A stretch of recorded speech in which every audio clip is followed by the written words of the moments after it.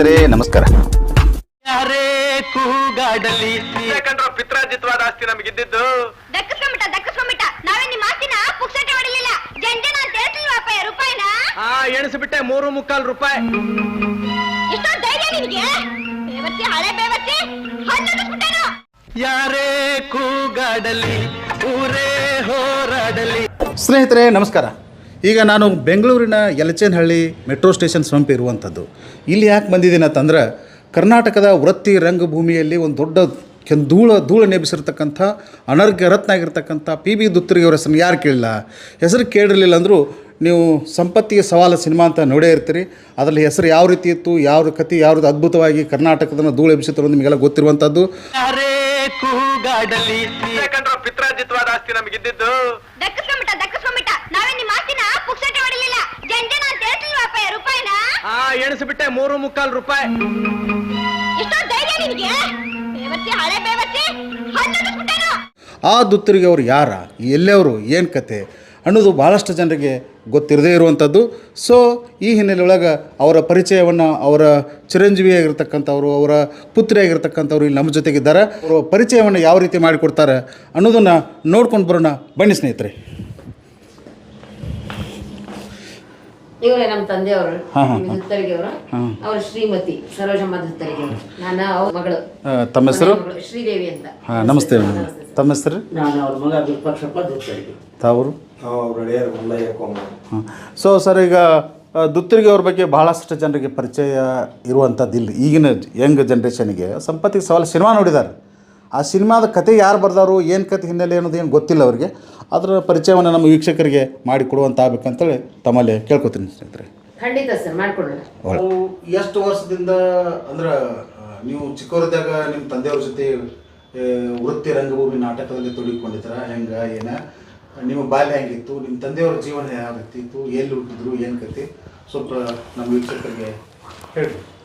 ನಮ್ಮ ತಂದೆಯವರು ಹುಟ್ಟಿದ್ದು ಸುಳೆಭಾವಿ ತಾಲೂಕು ಹುನಗುಂದ, ಜಿಲ್ಲಾ ಬಿಜಾಪುರ, ಸಣ್ಣಹಳ್ಳಿ ನೇಕಾರ ಮನೆತನದಲ್ಲಿ ನಮ್ಮ ತಂದೆಯವರು ಜನಿಸಿದರು. ಅವರ ಬಾಲ್ಯ ಕಷ್ಟದಲ್ಲೇ ಕಳೆಯಿತು. ನಮ್ಮ ತಾತ ಬಸನಗೌಡ ದುತ್ತರಿಗೆ ಅವರು ಹಂದಿಗನೂರು ಸಿದ್ದರಾಮಪ್ಪನವ್ರ ಕಂಪ್ನಿಯಲ್ಲಿ ಕೆಲಸ ಮಾಡ್ತಾಯಿದ್ರು ನಟರಾಗಿ. ಅವಾಗ ನಮ್ಮ ತಂದೆ ಬಸನಗೌಡ ದುತ್ತರಿಗೆ, ನಮ್ಮ ತಂದೆಯವರು ಅವಾಗ 6-7 ವರ್ಷದವರು. ಬಡತನ, ಮನೆಯಲ್ಲಿ ಉಣ್ಣಾಕ ಗತಿ ಇದ್ದಿದ್ದಿಲ್ಲ. ನಮ್ಮ ತಾಯಿ ನಮ್ಮ ಅಜ್ಜಿ ಉಂಕಿ ಉಡಬೇಕು, ಅದರಿಂದ ಬರಬೇಕು, ಅಷ್ಟೇ ಜೀವನ, ಬಡತನ ಪರಿಸ್ಥಿತಿ. ಹೀಗಾಗಿ ಅಲ್ಲಿ ಕಂಪ್ನಿಗೆ ಹೋದ್ರೆ ನನ್ನ ಮಗ ಹೊಟ್ಟೆ ತುಂಬ ಊಟ ಮಾಡ್ತಾನ ಅಂತಂದು ನಮ್ಮ ಅಜ್ಜನ ಜೊತೆಗೆ ನಮ್ಮ ತಂದೆಯವ್ರನ್ನ ಕಳಿಸಿದ್ರಂತ. 6 ವರ್ಷ. ಹೌದು, ಕಲಾವಿದರು. ಹೌದು, ಅವಾಗೆಲ್ಲ ಪೌರಾಣಿಕ ನಾಟಕ. ಅವಾಗ ಭೀಮ, ದುರ್ಯೋಧನ, ಇವು ಇಂಥ ನಾಟಕಗಳು, ಅದ್ರಾಗ ಅವೇ ಪಾತ್ರಗಳು. ಅವು ಅದ್ರೊಳಗೆ ಒಂದು ಅನಕ್ರು ಅವ್ರ ವಿಶ್ವಾಮಿತ್ರ ಪಾತ್ರ ನೋಡಿ ಭಾಳ ಅಪ್ರಿಷಿಯೇಟ್ ಮಾಡಿದ್ರು. ಇಂಥ ವಿಶ್ವಾಮಿತ್ರನ ನೋಡಿಲ್ಲ ಅಂತಂದು ಹೇಳಿ ಅಜ್ಜ ಅವರು ಹೇಳಿ ಹೊಗಳಿದ್ದವ್ರನ್ನ, ಇಂಥ ವಿಶ್ವಾಮಿತ್ರ ಪಾತ್ರನ ನೋಡ್ಲಿಲ್ಲ ನಾನು ಅಂತಂದು ಹೇಳಿ. ಬಸನಗೌಡ ದುತ್ತರಿಗೆ ಅವರಿಗೆ ಮೂಲ ಅವರೇ. ನಮ್ಮ ತಂದೆಯವರಿಗೆ ಈ ವೃತ್ತಿ ಬರಲಿಕ್ಕೆ ನಮ್ಮ ತಾತನೇ ಕಾರಣ. ಯಾಕಂದರೆ 6 ವರ್ಷದಿಂದ ಅದೇ 6 ವರ್ಷದಿಂದ ಕಂಪ್ನಿಗೆ ಹೋದಾಗ ಅವ್ರ ತಂದೆ ಮಾಡೋ ಪಾತ್ರಗಳು, ಅಲ್ಲಿ ಬಣ್ಣ ಹಚ್ಕೊಳ್ಳೋದು, ಅದನ್ನೆಲ್ಲ ನೋಡಿ ನಾನು ಯಾಕೆ ಹಿಂಗಾಗಬಾರ್ದು, ನಾನು ಯಾಕೆ ಬಣ್ಣ ಹಚ್ಕೋಬಾರ್ದು, ನಾನು ಯಾಕೆ ಪಾತ್ರ ಮಾಡಬಾರ್ದು ಅಂತ 6 ವರ್ಷದಿಂದಲೇ ಅವ್ರ ತಲೆಯಲ್ಲಿ ಗಣಿಕೆ ಹಾಕ್ತಿದ್ರಂತ. ಏನಿದೆ, ನೇಕಾರಿಕೆ. ಹುಟ್ಟಿದ್ದೇ ನೇಕಾರಿಕೆ, ದೇವಂಗ ಜಾತಿಯಲ್ಲಿ ಹುಟ್ಟಿದವರು. ಆಮೇಲೆ ಮನೆಯಲ್ಲಿ ಮಗ್ಗ, ಸೀರೆ ನೇಯ್ತಿದ್ರು, ಕೈಮಗ್ಗ ಅವಾಗ. ಆಮೇಲೆ ಮಗ್ಗ ನೇಯ್ದು ಸೀರೆ ಮಾಡಿದ ಮೇಲೆ ಸೊಸೈಟಿಗೆ ಕೊಟ್ಟು ಬರೋದು, ಅದೇ ಹಣದಿಂದ ಜೀವನ ನಡೆಸ್ತಿದ್ರು. ಅದು ನಿಂತ ಮೇಲೆ ಮುಂದೆ ಬರ್ತಾ ಅದನ್ನೇ ಇತ್ತು. ಅದು ಆಗಲಾದಕ್ಕೆ ನಮ್ಮ ತಾತ ಹದಿಮೂರು ಸಿದ್ದರಾಮಪ್ಪನ ಕಡೆ ಹೋದಾಗ ದುಡ್ಡು ಬರ್ತಿರ್ಲಿಲ್ಲ ಅಲ್ಲಿ. ಅದು ಸೀರೆ ಒಳಗೆ ದುಡ್ಡು ಜಾಸ್ತಿ ಬರ್ತಿರ್ಲಿಲ್ಲ. ಮನೆ ಇಷ್ಟು ಜನ ನೇಯ್ದ್ರು ಅಲ್ಲಿ ಗಳಿಕೆ ಏನು ಇರಲಿಲ್ಲ ಅಲ್ಲಿ. 50-100 ರೂಪಾಯಿಗಿಂತ 100 ರೂಪಾಯಿಗಿಂತ ಕಡಿಮೆನೇ ಬರುವಂಥ ಟೈಮ್ ಅದು. ತುಂಬ ಕಷ್ಟದ ಜೀವನ ರೀ ಅದು, ತುಂಬ ಕಷ್ಟ. ಇಡೀ ಫ್ಯಾಮಿಲಿ ಎಲ್ಲ ದುಡಿತಾರದು.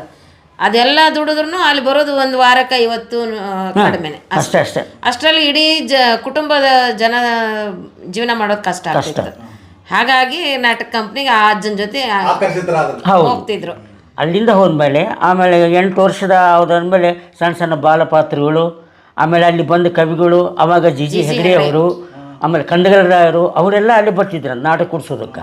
ಅವರೆಲ್ಲ ಸೇವೆ ಮಾಡೋರು, ಅವ್ರಿಗೆ ಸ್ನಾನಕ್ಕೆ ನೀರು ಹಾಕೋದು, ಬಟ್ಟೆ ಒಗೆಯೋದು, ಇದನ್ನೆಲ್ಲ ದೊಡ್ಡ ದೊಡ್ಡ ಅವ್ರು ಸೇವೆ ಮಾಡ್ಕೊತ ಅವರಿಂದ ಸಣ್ಣ ಸಣ್ಣ ಬಾಲಪಾತ್ರಗಳು ಬಂದು ಹೋಗೋದು, ಇಂಥವೆಲ್ಲ ಪಾತ್ರಗಳು ಅವರಿಂದನೇ ಮಾಡಿದರು ಆವಾಗಿಂದನೂ. ಆಮೇಲೆ ನಮ್ಮ ತಾತಗ ವಯಸ್ಸಾದ ಮೇಲೆ ಊರಿಗೆ ಬಂದರು. ಅಷ್ಟೊತ್ತಿಗೆ ನಮ್ಮ ಇವರು 13-14 ವರ್ಷ ಊರಿಗೆ ಬಂದಾಗ, ಊರಿಗೆ ಬಂದು ಅಲ್ಲೇ ತಮ್ಮ ಗೆಳೆಯರನ್ನು ಕರ್ಕೊಂಡು ರವೀಂದ್ರ ವಾಚನಾಲಯ ಅಂತ ಮಾಡಿಕೊಂಡ್ರು.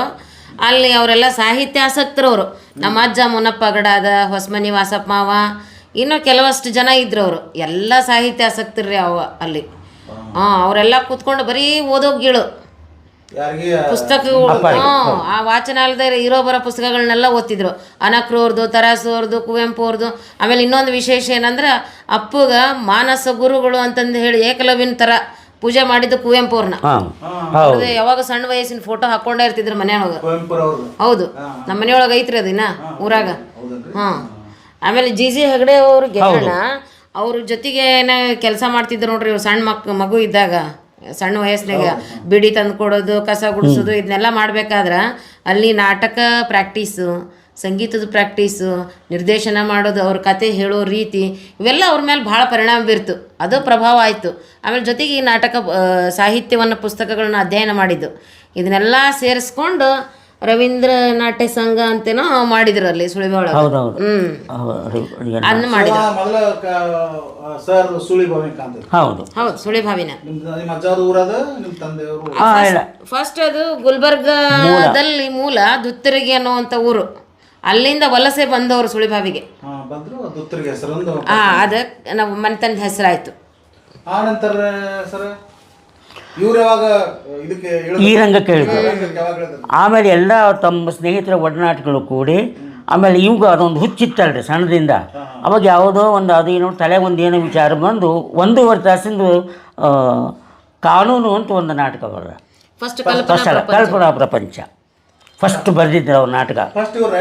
ಅವ್ರು ಫಸ್ಟ್ ರಂಗಭೂಮಿಗೆ ನಾಟಕ ಅಂತ ಶ್ರೀಕಾರ ಹಾಕಿದ್ದು ಕಲ್ಪನಾ ಪ್ರಪಂಚ. ಅದು ತೆಲುಗು ಸ್ವರ್ಗಸೀಮಾ. ಯಾವುದು ಸ್ವರ್ಗಸೀಮಾ ಅನ್ನುವಂಥ ಚಲನಚಿತ್ರದ ಆಧಾರಿತವಾಗಿ ಒಂದು ನಾಟಕ ಬರೆದ್ರಿ ಅವರು, ಕಲ್ಪನಾ ಪ್ರಪಂಚ ಅಂತ. ಅದು ಭಾಳ ಚೆಂದಾಗೈತಿ ಅಂತ ಎಲ್ಲರೂ ಫ್ರೆಂಡ್ ಸರ್ಕಲ್ನೊಳಗೆಲ್ಲ ಮಾತಾಡ್ಕೊಂಡು ಇದು ನಾಟಕ ಆಡೋಬಿಡೋಣ ನಾವು ಅಂತಂದು ಹೇಳಿ ನಾಟಕ ಆಡಿದರು. ಅದು ಎಲ್ಲರ ಮನಸ್ಸಿಗೆ ಭಾಳ ಮುಟ್ತದು. ನೀ ಕವಿ ಆಗ್ತಿದ್ದೀನಿ, ನೀ ನಾಟಕ ಬರೆಯಕ್ಕೆ ಶುರು ಮಾಡೋ ಅಂತೇಳಿ ಎಲ್ಲರೂ ಹುರಿದುಂಬಿಸಿದ್ರು. ಹಿಂಗೆ ಶುರುವಾಯಿತು ಒಂದೊಂದೇ ನಾಟಕಗಳು ಬರೋಕ್ಕೆ ಶುರು. ಅವಾಗ ಭಾಳ ಅಂದ್ರೆ 16-17 ಅಷ್ಟೇ, ಅಷ್ಟು ವಯಸ್ಸು. ಆಮೇಲೆ ಮೊದಲೇ ನಾಟಕ ಪ್ರದರ್ಶನ ಆಗಿದ್ದು ಸುಳಿಭಾವಿಯಲ್ಲಿ. ಹೌದು, ತಮ್ಮ ಗೆಳೆಯರು ಕೂಡ್ಕೊಂಡು ಮಾಡ್ಕೊಂಡಿದ್ದ ನಾಟಕನೇ ಮೊದಲು ಅವರು.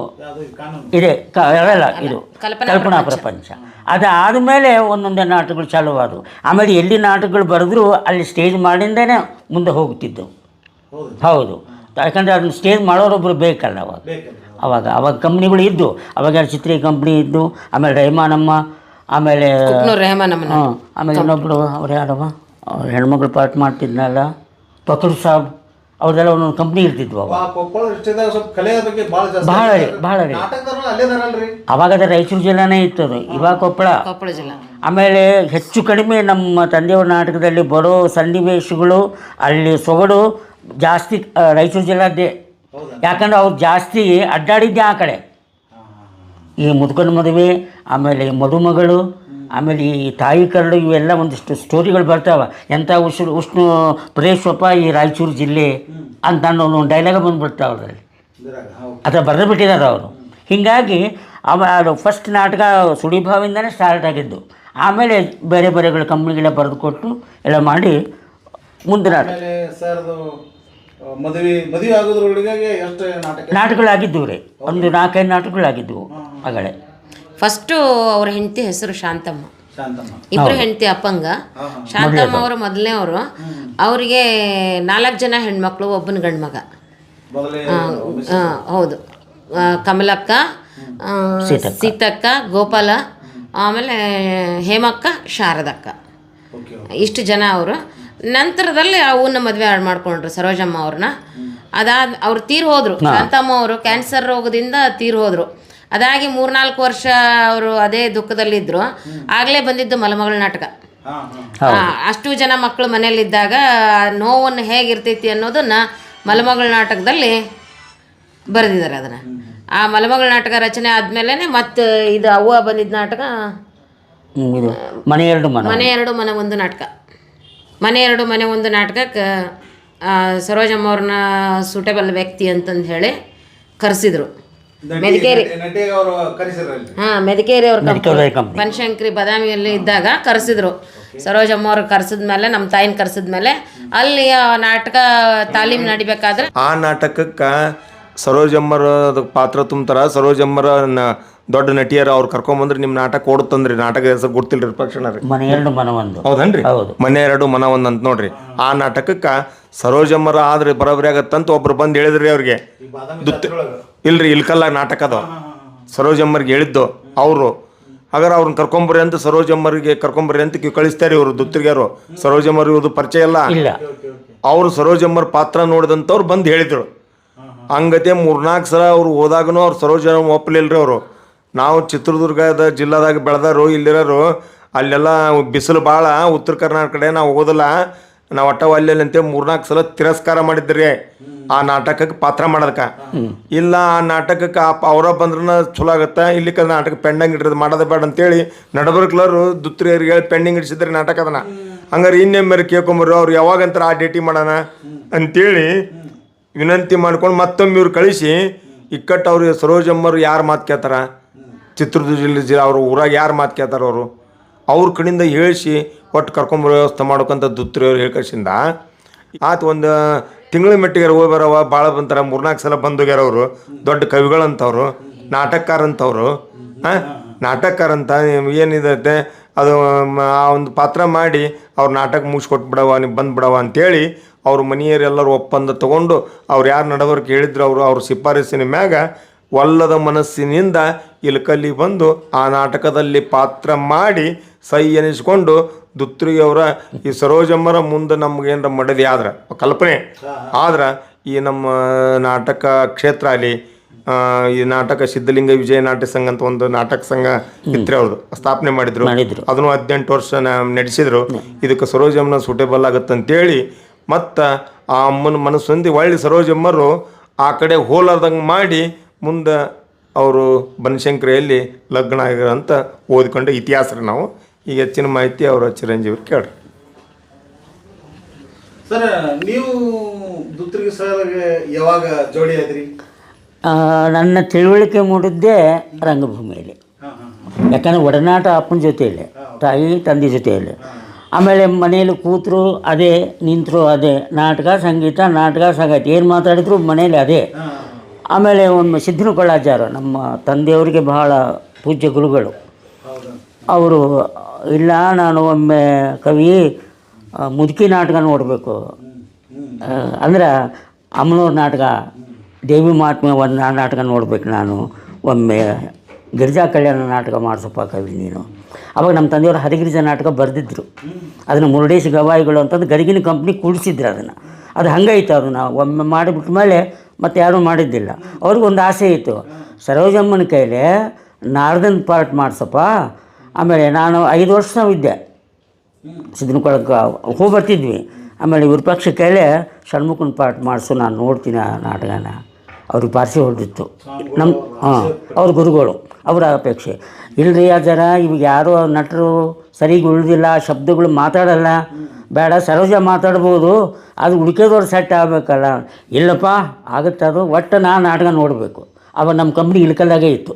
ಸಂಪತ್ತಿಗೆ ಸವಾಲು ವರ್ಷಾಂಗಟ್ಟಲೆ ಓಡ್ತಿದ್ದ ಕಾಲ ಅವಾಗ.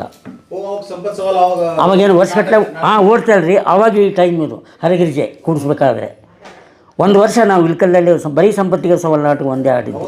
ಅದು ಒಂದೇ ನಾಟಕ. ಅವು 10 ಒಂದು ಚಾಲು ಆದರೆ 2-2:30 3 ಗಂಟೆ ಮುಗಿತಿತ್ತು. ಒಂದೇ ನಾಟಕ 1 ವರ್ಷ. 1 ವರ್ಷ ದಾಖಲೆ ಅದು ರಂಗಭೂಮಿಗೆ. ಪೂರ್ವದಲ್ಲಿ ಇದು ಇನ್ನೇ ಸಿನಿಮಾದ ಏನು ಸುದ್ದಿನೇ ಇದ್ದಿಲ್ಲ. ಅವಾಗಿನ ಇವ್ರು ಯಾರು ಹುಟ್ಟಿದ್ದಿಲ್ಲ, ನಾನೊಬ್ಬನೇ. ನಾನು ಅವಾಗ 5 ವರ್ಷದವನು. ಅದಕ್ಕಿಂತ ಮುಂಚೆ ಇದು ನಾನು 73 ಆಕೆ ಹುಟ್ಟಿದ್ದು, ಅದಕ್ಕಿಂತ ಮುಂಚೆ ಇದು. ಆಮೇಲೆ ಆಯಿತು ಅಂತಂದು ನಮ್ಮ ತಾಯಿ ನಾರದ ಮಾಡಿದ್ದಾರೆ, ಹಲಿಗೆ ಜನಾಟ ಕೂಡಿಸಿದ್ರು, ಎಲ್ಲ ಸೆಟ್ ಕೂಡಿಸಿ ಅವ್ರು ನಾರದ ಮಾಡಿ ನನಗೆ 5 ವರ್ಷದಾಗ ಇದ್ದರು. 5 ವರ್ಷದಾಗ ಷಣ್ಮುಖನ ಪಾತ್ರ ಒಂದು 20 ಮಾತಿದ್ದು, ಅವೆಲ್ಲ ಹಳೆಗನ್ನಡ. ಆವಾಗೇ ನನ್ನ ಬಾಯಿಗೆ ಅವ್ನು ಕುಂದಿಸ್ಬಿಟ್ರು ಅವರು. ನಿಮ್ಗೆ ಏಜ್ ಎಷ್ಟಿದ್ರು? 5 ವರ್ಷ? ಬರೀ 5 ವರ್ಷ ಅವಾಗ. ಅವಾಗಿನ ಸರಿಗೆ ಅನ್ನಕ್ಕೂ ಬರ್ತಿದ್ದಿಲ್ಲ, ಏನೂ ಬರ್ತಿದ್ದಿಲ್ಲ. ಆಮೇಲೆ ಅವು ಮಂತ್ರಿಗಳು ಮನ್ಯಾಗ ಅಂದಿದ್ದು ಅಂತಿದ್ವಲ್ಲ, ಅದು ಅಂದೊಂದು ಬಾಯಿ ಸ್ವಚ್ಛ ಆಗಿಬಿಟ್ಟಿತ್ತು. ಅದು ಒಂದು ಸಲ ಅನಿಸ್ಬಿಟ್ರೆ ಕ್ಲಿಯರಾಗಿ ಅಂದ್ಬಿಡ್ತಿದ್ವಿ. ರೇರ್ಸಲ್ಲಾಗಿ ಅವತ್ತಿದ್ದ ದಿವಸ ನಾಟಕಕ್ಕೆ ಬಂದು ಇಲ್ಕಲ್ಲಿ ಬಂದು ಆ ನಾಟಕ ನೋಡಿ ಎಲ್ಲ ಮಾಡಿ ಭಾಳ ಸಂತೋಷಪಟ್ಟರು ಅವತ್ತು ಅಜ್ಜಾರು. ನನ್ನ ಆಸೆ ಪೂರೈಸ್ತಪ್ಪ ಆಕಿನೂ. ಅಂದರೆ ನಮ್ಮ ತಾಯಿದು ನಾರದ ನೋಡಬೇಕು ಅಂತ ಅವ್ರಿಗೊಂದು ಆಸೆ ಇತ್ತು. ನಮ್ಮ ತಾಯಿ ಒಳ್ಳೆ ಸಿಂಗರು, ಸರೋಜಮ್ಮ ತಿರ್ಗಿ ಅವ್ರು ಇಲ್ರಿ, ಫ್ಯಾಮಿಲಿ ಅವ್ರೆ. ಅಮ್ಮ ಒಬ್ಬಕ್ಕೆ ಆರ್ಟಿಸ್ಟು. ಈಗ ನಮ್ಮ ತಾಯಿ ಬೆಂಗಳೂರಲ್ಲ, ಅವ್ರು ಕಲ್ತಿದ್ದು ಮೂಲ ಕರ್ನಾಟಕಿ, ಕನ್ನಡ ಸಂಗೀತ. ಇಲ್ಲಿಂದ ನಮ್ಮ ಭಾಗಕ್ಕೆ ಬಂದಮೇಲೆ, ಈ ಕಡೆ ಭಾಗಕ್ಕೆ ಬಂದಮೇಲೆ ಹಿಂದೂಸ್ತಾನಿ ಕಲ್ತಿದ್ರು ಅವರು. ಎರಡೂ ಹಾಡ್ತಿದ್ರು ಅವರು. ಕರ್ನಾಟಕಿನೂ ಹಾಡ್ತಿದ್ರು, ಹಿಂದೂಸ್ತಾನಿ ಸಂಗೀತನೂ ಹಾಡ್ತಿದ್ರು, ಎರಡೂ. ಹೌದು, ಭಾಳ ಅನುಭವ ಇತ್ತು. ಅದ್ರ ಸಲುವಾಗಿ ನಾರದನ ಪಾತ್ರ ಮಾಡಿಸಿದ್ರು ಅವರು. ಹೀಗಾಗಿ ನನ್ನ ರಂಗಭೂಮಿ 5ನೇ ವಯಸ್ಸಿಗೆ ನನ್ನ ಪಾದಾರ್ಪಣೆ. ಆವಾಗಿಂದನೂ ಈ ನಾಟಕ ಡೈರೆಕ್ಷನ್ನು ಆವಾಗಿಂದನೇ ಜೊತೆಗೆ ಏನಾದರೂ ಎತ್ತು ಬರೀಬೇಕಾದ್ರೆ ಬರೆದು ಕೊಡು, ಒಂದು ಸ್ಕ್ರಿಪ್ಟ್ ಒಂದು ಹಾಳೆ ಬರೆದು ಕೊಟ್ಟರೆ ಒಂದು ಎತ್ತು ಬರೆಯಪ್ಪ. ಹೀಗಾಗಿ ಅದನ್ನು ನನಗೆ ನಾಟಕದ ಹುಚ್ಚು ಭಾಳ ಜೋರಾಗ್ಬಿಟ್ಟು ಆವಾಗಿಂದನೇ ಮುಂದೆ ಪಾತ್ರಗಳೇ ಮಾಡೋಕತ್ತಿದ್ದೆ ನಾನು ತಿಳ್ಳಿಗೆ ಬರೋತನ. ಮುಂದೆ ವಯಸ್ಸಿಗೆ ಬಂದಮೇಲೆ ನನಗೆ ಸ್ವಲ್ಪ ಸಂಗೀತದ ಹುಚ್ಚು ಹತ್ತು. ನಾ ಪಾಡು ಮಾಡೋಲ್ಲಪ್ಪ, ನಾನು ಸಂಗೀತ ಕಲಿತೀನಿ ನಾನು.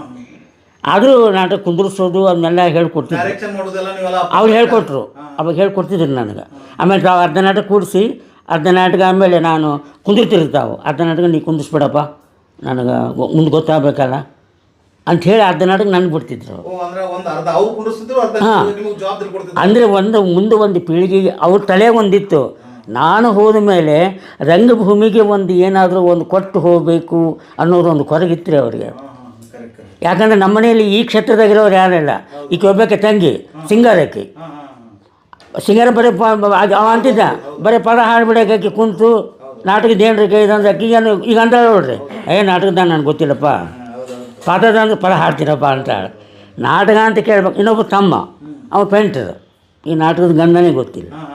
ಆದ್ರೂ ಸ್ವಲ್ಪ ಅವನಿಗೆ ಅದು ಕಾಂಗೋ ಅದೇನೋ ಅದು ಪೂರ್ತಿ ಇಲ್ಲ.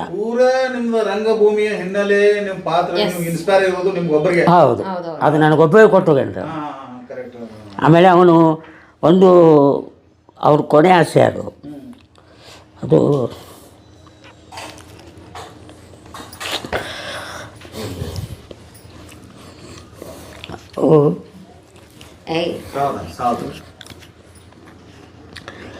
ಒಂದು ಮುಂದೆ ಅವರು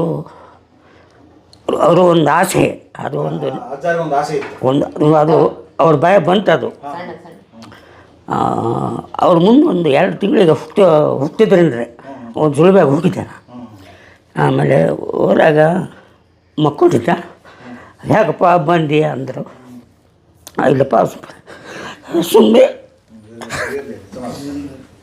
ಹೋದ್ರು, ಊಟ ಮಾಡಿಸೋದು ಇಬ್ಬರಿಗೂ ಅದನ್ನೇ, ನಾವು ಏನೂ ಮಾಡಿಲ್ಲ. ಇನ್ನೊಂದು ಹೇಳ್ಬೇಕಂದ್ರೆ ನಮ್ಮ ತಾಯಿಗೆ 9 ಹಡ್ದಿದ್ದಕ್ಕೆ, ಉಳ್ದಿರೋದು ನಾವು ಇಬ್ಬರೇನೆ. 9ರೊಳಗೆ 7 ಆಭರ್ಷನ್ ಆಗ್ಯಾವ. ಆ ಟೈಮ್ನೊಳಗೆ ಎಲ್ಲನೂ ನಾವು ಹೇಳಬಾರ್ದು. ಸರೋಜಮ್ಮ ಅವ್ರು ಪೂರ್ತಿ ಸೇವಾ ಮಾಡಿದ ಅಣ್ಣ ರೀ. ಯಾವ ಹೆಣ್ಮಕ್ಳು ಮಾಡದೇ ಇರುವಷ್ಟು ಕಾಳಜಿ ಮಾಡ್ಯಾನ. ಅದನ್ನ ಪ್ರತಿಯೊಂದು ಬಾಣಂತನ ಕೂಡ ಅಣ್ಣನೇ ಮಾಡಿದ್ರಿ ಅವಾಗ. ಅದು ಎಲ್ಲ ಮಾಡ್ಯಾನಲ್ಲ, ಅದೊಂದು ತ್ರಾಸ ಆಗ್ತೈತೆ. ಹೌದು, ನಮ್ಮನ್ನೆಲ್ಲ ಸಣ್ಣ ಹುಡುಗಿದ್ದಾಗಿದ್ದ ಡಿಗ್ರಿವರೆಗೂ ನನಗೆ ಜುಟ್ಟು ಹಾಕಿ ಕಳಿಸಿದ್ದೇನೆ ನಮ್ಮ ಅಣ್ಣ. ಹೌದು, ರೊಟ್ಟಿ ಮಾಡಿ ಕೊಟ್ಟಾನ್ರಿ ಅವಾಗ. ಹೌದು, ಭಾಳ ಕಾಳಜಿ ಮಾಡ್ಯಾನ ಅವನ ಅಪ್ಪನ. ಅದಕ್ಕೆ ಅಷ್ಟು ಪಡ್ಕೊಂಡನ್ರಿ ಅದು. ಅದಕ್ಕೆ ಅಷ್ಟು ನೋವು ಆಗ್ತೈತದ.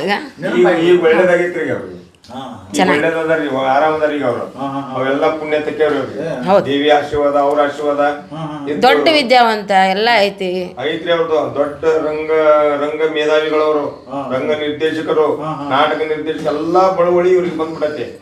ಈಗ ಗುರು ಪರಂಪರೆಯನ್ನ ನೋಡಿದಾಗ, ಈಗ ಶಿವೋಗ ಮಂದಿರ ಗುರು ಪರಂಪರೆ, ಆಳ್ಕೇರಿ ಮಠದ ಗುರು ಪರಂಪರೆ ನೋಡಿದಾಗ ಒಬ್ಬರ ಅಜ್ಜರ ಕಡೆಯಿಂದ ಒಬ್ಬರ ಆಶೀರ್ವಾದ ಆಗುತ್ತೆ.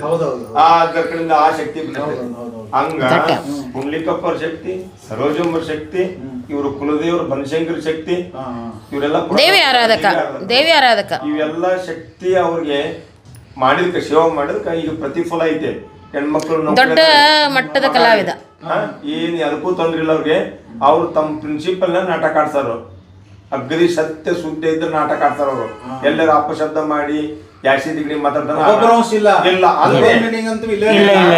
ಆಮೇಲೆ ಆ ನಾಟಕ ಇವ್ರು ಹೆಂಗ್ ಹೇಳ್ತಾರ ಬಹಳ ಸಿಟ್ಟು ಬರ್ತಿರ ಇವ್ರು ಕಲ್ತಂಗ ಅವ್ರು ಕಲೀಲಿಲ್ಲ ಪರಕ್ ಮಾಡಲ್ಲ ಅಲ್ಲಿ ಜಗ ಆ ಕಾಲ್ ಹಿಡಗಲ್ಲ ಅವ್ರು. ಅಲ್ಲ ನಾವು ಬೇಡಪ್ಪ ಬೇರೆ ನೋಡ್ಕೋರಿ ಅಷ್ಟೇ, ದೂರ ಸರಿದ್ ಬಿಡ್ತಾರ.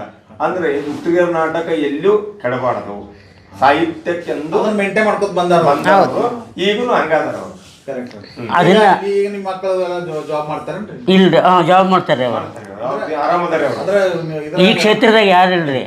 ಇನ್ನು ನಾನು ಹೋದ್ಮೇಲೆ ಆಯ್ತು ಅಪ್ಪನ ಹೆಸರು ಹೇಳೋರು ಈ ಕ್ಷೇತ್ರಕ್ಕೆ.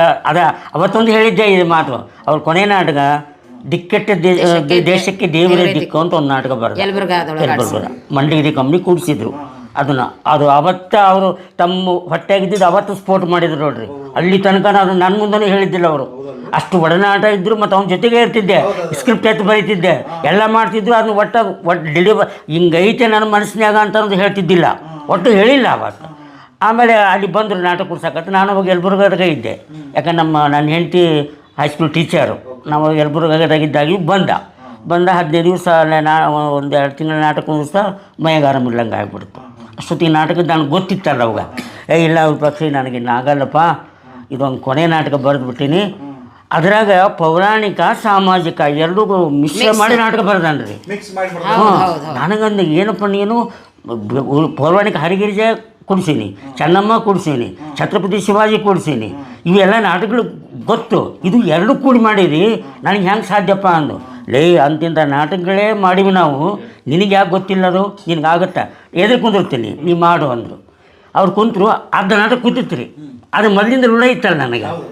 ಅದು ಅರ್ಧ ನಾಟಕ ಆಯಿತು, ನಾಟಕ ಸಕ್ಸಸ್ ಆಯಿತು. 55ನೇ ಪ್ರಯೋಗಕ್ಕೆ ಅವತ್ತು ಕವಿ ಸನ್ಮಾನ ಅಂತ ಅವತ್ತು ನಮ್ಮ ತಾಯಿನೂ ಬಂದಿದ್ದರು ಹಂಸಾರದಿಂದ. ನಮ್ಮ ತಾಯಿ, ನಮ್ಮ ತಂಗಿ ಎಲ್ಲ ನಮ್ಮ ಫ್ಯಾಮಿಲಿನೇ ಬಂದಿತ್ತು. ಅವತ್ತು ಇವರಿಗೆ ಸನ್ಮಾನ ಮಾಡಿ ಅವರು ಮಾತಾಡೋಕೆ ಹಚ್ಚಿದಾಗ ಅವತ್ತು ಹೇಳಿದ್ರು ಅವರು, ನಾನು ಇನ್ನು ಮೇಲೆ ಅವತ್ತದು 65ನೇ ನಾಟಕ ಅವ್ರು ಬರೆದಿದ್ದು ರಂಗಭೂಮಿಗೆ. 65ನೇ ನಾಟಕ ನಮ್ಮ ತಂದೆಯವರು ಬರೆದಿದ್ದ ನಾಟಕ 365 ರೀ ಅವ್ರ ನಾಟಕಗಳು. ಒಟ್ಟು ಐತಿಹಾಸಿಕ ಬಂತು, ಪೌರಾಣಿಕ ಬಂತು, ಸಾಮಾಜಿಕ ಬಂತು. ಅದು ಕೊನೆಯ ನಾಟಕ ಅದು ಅವ್ರ ಬಾಯಿಗೆ ಬಂದುಬಿಡ್ತದೆ ಅದು. ಇವತ್ತು ಈ ನಾಟಕ ಇವತ್ತು ಪ್ರಯೋಗ ಓಡೈತಲ್ಲ, ಇದು ಕೊನೆಯಲ್ದು. ಇನ್ನು ಮೇಲೆ ನಾನು ಪೆನ್ ಹಿಡಿಯಲ್ಲ, ಬರೆಯಲ್ಲ, ರಂಗಭೂಮಿಗೆ ನಾ ಕಾಲಿಡಲ್ಲ. ದಿಕ್ಕೆಟ್ಟ ದೇಶಕ್ಕೆ ದೇವರೇ ದಿಕ್ಕು, ದೇವರೇ ದಿಕ್ಕು ಆ ನಾಟಕ. ಆವಾಗ ಸ್ವಲ್ಪ ಮಳೆ ಗಿಳಿ ಎಲ್ಲ ಹೋಗಿ ಎಲ್ಲ ಬರಗಾಲ ಪರಿಸ್ಥಿತಿ ಇಲ್ಲ, ಆವಾಗ ಆ ನಾಟಕ ಬರೆದಿದ್ರಿ. ಆಮೇಲೆ ಯಾಕೆ ನಾನು ಹಿಂಗೆ ಹೇಳ್ತೀನಪ್ಪ ಅಂತಂದ್ರೆ, ಅವ್ರ ಗುರುಗಳಿಗೆ ಇವ್ರು ಮಾತು ಕೊಟ್ಟಿದ್ರಂತೆ ಇವ್ರಿಗೆ, ನಮ್ಮ ತಂದೆಯವರು. ನೋಡಿ ಕವಿ, ನೀನು ಮುಂದೆ ದೊಡ್ಡ ಕವಿ ಆಗ್ತಿದ್ದಿ, ದೊಡ್ಡ ಮನುಷ್ಯ ಆಗ್ತಿದ್ದಿ, ರಂಗಭೂಮಿಯ ಧ್ರುವತಾರೆ, ಆಮೇಲೆ ರಂಗಭೂಮಿ ಪಿತಾಮಹ, ಏನೇನೋ ಪ್ರಶಸ್ತಿ ಬರ್ತಾವೆ ನಿನಗೆ ಅವು ನೀನು ಕಟ್ಟಿಟ್ಟು ಬುದ್ಧಿ. ಆದರೆ ನೀನು ಇದರಿಂದ ಹೊರಗೆ ಹೋಗ್ಬೇಕಾದ್ರೆ ರಂಗಭೂಮಿ ಬಿಟ್ಟು ಎಲ್ಲರೂ ಹೋಗೋದೆ, ಇಲ್ಲಿಂದ ನೀ ರಿಟೈರ್ಡ್ ಆಗಬೇಕಾದ್ರೆ ಒಂದು ಮರಿ ಈ ರಂಗಭೂಮಿ ಬಿಟ್ಟು ಹೋಗ್ಬೇಕಪ್ಪ, ಬಿಡಬೇಕು ಅಂತ ಶಿಷ್ಯ ಪರಂಪರೆಯನ್ನು ಬೆಳೆಸಬೇಕು ಹೇಳಿದ್ರು ಅವರು. ಅದು ಒಂದು ನನ್ನ ಮನಸ್ಸಿನಾಗ ಇತ್ತು. ಇಲ್ಲಿ ತನಕನೂ ನಾ ತಡೆ ಹಿಡಿದಿದ್ದೆ, ಅದು ಆಗುತ್ತಾ ಅಂತ ಅಂದು. ಆಮೇಲೆ ಇವು ಕ್ಷೇತ್ರ ಎಲ್ಲ ಚೇಂಜ್ ಆದವು. ಈ ನಮ್ಮ ತಂಗಿ ಸಂಗೀತ ಆದರು, ನಮ್ಮ ತಮ್ಮ ಪೇಂಟಿಂಗ್ ಆದ. ಈ ನಾಟಕ ರಂಗದಾಗಿರೋ ಇವನೊಬ್ಬನೇ ತಯಾರು ಮಾಡಿದ್ರೆ ಅಷ್ಟೊತ್ತಿಗೆ ನನಗೆ ನಾಟಕ ಕುಂದಿಸಿದ್ರು. ಇವತ್ತಿನ ನಾಟಕ ನೀವು ನೋಡಿದ್ರಲ್ಲ, ಅರ್ಧ ನಾಟಕ ಕುಂದಿಸಿದ್ದು ನಾನು, ಅರ್ಧ ನಾಟಕ ಕುಂದಿಸಿದ್ದು ನನ್ನ ಮಗ. ಇವತ್ತು ಒಂದು ರಂಗಭೂಮಿಗೆ ಒಂದು ಮರಿ ಬಿಟ್ಟು ಹೋಗ್ತೀನಿ, ಇನ್ನು ನಾನು ನೆಮ್ಮದಿಯಿಂದ ಜೀವ ಬಿಡ್ತೀನಿ. ನಾನು ಆ ಕೊರಗು ನನಗೆ ಉಳಿಲಿಲ್ಲ, ತೃಪ್ತಿಯಿಂದ ಹೋಗ್ತೀನಿ. ಇದರಿಂದ ನಾನು ವರ್ಜೆ ಆಗ್ತೀನಿ ಅಂದರೂ ಒಂದು ಮರಿ ನಾ ಬಿಟ್ಟೀನಿ. ನನ್ನ ಹೆಸರು ಹೇಳಕ್ಕೆ ಉಳಿತೈತಲ್ಲ ರಂಗಭೂಮಿ. ಈಗೇನಾದ್ರೆ ನನಗೆ ಯಾರೋ ದುತ್ರಿಗೆ ಇವ್ರ ಪಕ್ಷಪ್ಪ ಅಂತಂದ್ರೆ ಆಗಲೇ ಅದು ನಮ್ಮ ಅಪರಿಸರು ಬಂದುಬಿಡ್ತೀರ. ಈಗ ಇನ್ಸಲ್ಟ್ ಬದಲೇ ಆಗುತ್ತಾ, ಈಗ ಆಗುತ್ತೆ. ನನ್ನ ಗಂಡ ಹೆಸರು ಹೇಳ್ತಾಳೆ ಆಕೆ, ಶ್ರೀದೇವಿ ಕೋಮಾರಿ ಅಂತ ಹೇಳ್ತಾಳೆ, ನಮ್ಮ ಹೆಸರು ಯಾಕೆ ಹೇಳ್ತಾಳೆ, ಅದೊಂದು ಉಳಿತೀರಿ ಅವ್ರಿಗೆ. ಹೀಗಾಗಿ ಅದು ಅವ್ರಿಗೊಂದು ಭಾಳ ಕೊರತೆ ಇತ್ತು.